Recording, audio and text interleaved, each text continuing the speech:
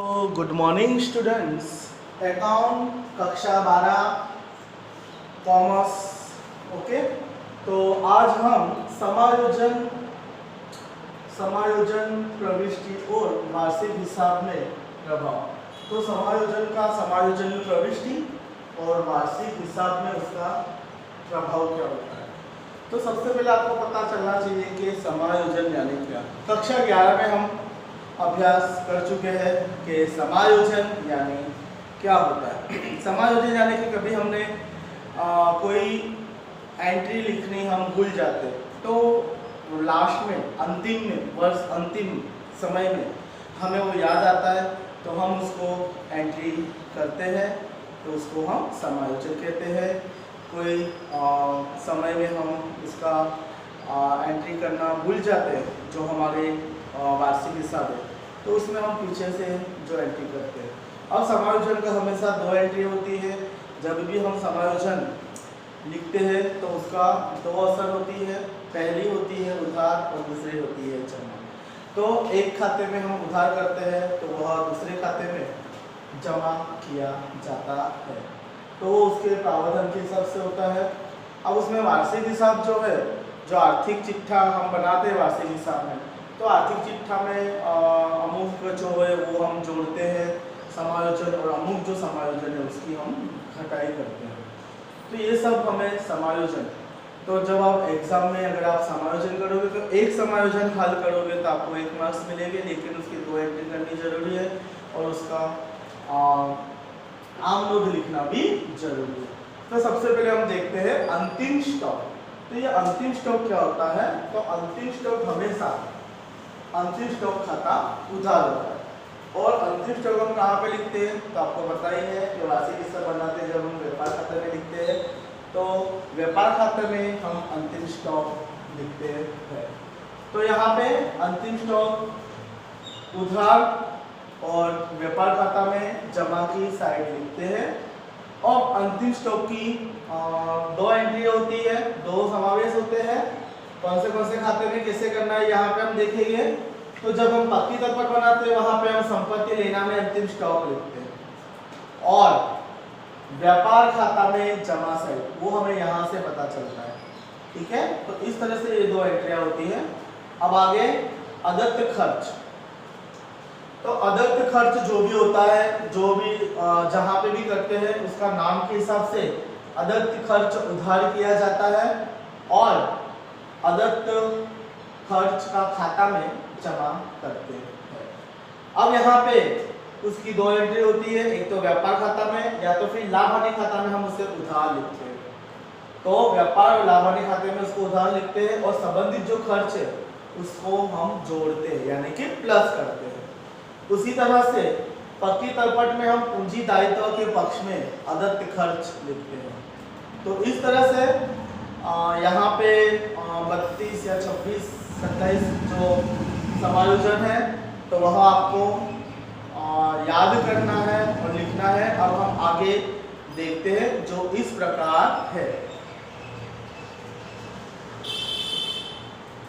अब हम अग्रिम खर्च चुकाए तो उसकी आमनोद इस तरह से है। पेशगी चुकाए खर्च का खाता उधार और खर्च का नाम का खाता। तो यहाँ पे उसकी 2 असर पक्की तलपट में संपत्ति लेना के पक्ष में और व्यापार और लाभ आने के खाते में उधार पक्ष में संबंधित खर्च में से घटाते हैं। तो यहाँ पे अदत्त खर्च जो होता है वह प्लस करते हैं और अग्रिम खर्च जो होता है वह हम माइनस करते हैं। नंबर 4 अप्राप्य आवक। तो अप्राप्य आवक इस प्रकार है जिसकी प्रविष्टि समायोजन, अप्राप्य आवक खाता उधार और आवक या नाम का खाता जो लाभ हानि खाते में जमा पक्ष में संबंधित आवक में जोड़ेंगे और पक्की तलपट में संपत्ति लेना के पक्ष में। उसी तरह से पेशगी प्राप्त आय। तो आय नाम खाता उधार, पेशगी प्राप्त आय खाता जमा। पक्की तलपट में पूंजी दायित्व के बाजू में लिखेंगे और लाभ हानि खाते में जमा पक्ष में संबंधित आय में से घटाएंगे। नंबर 6 संपत्ति पर घिसाई। तो घिसाई हमेशा उधार होती है, जो हमारा खर्च है संबंधित संपत्ति का खाता। तो लाभ हानि खाते में घिसाई हमेशा हम उधार लिखते हैं, और पक्की तलपट में संपत्ति लेना के पक्ष में संपत्ति में से हम घटाते हैं। नंबर 7, डूबत ऋण अल्पलिखित। तो डूबत ऋण अल्पलिखित जो नहीं अतिरिक्त, तो डूबत ऋण खाना हम उधार करते हैं, देनादार का खाना जमा लाभ हानि खाने में उधार पक्ष में पुरानी डूबत ऋण की रकम में हम जोड़ेंगे, और पक्की तलपट में संपत्ति लेना पक्ष में देनादार में से घटाएंगे। तो ये जो डूबत ऋण है उसकी असर हम देनादार में करते हैं। डूबत ऋण अनामत का प्रावधान। लाभ हानि खाते उधार, डूबत ऋण अनामत का खाता।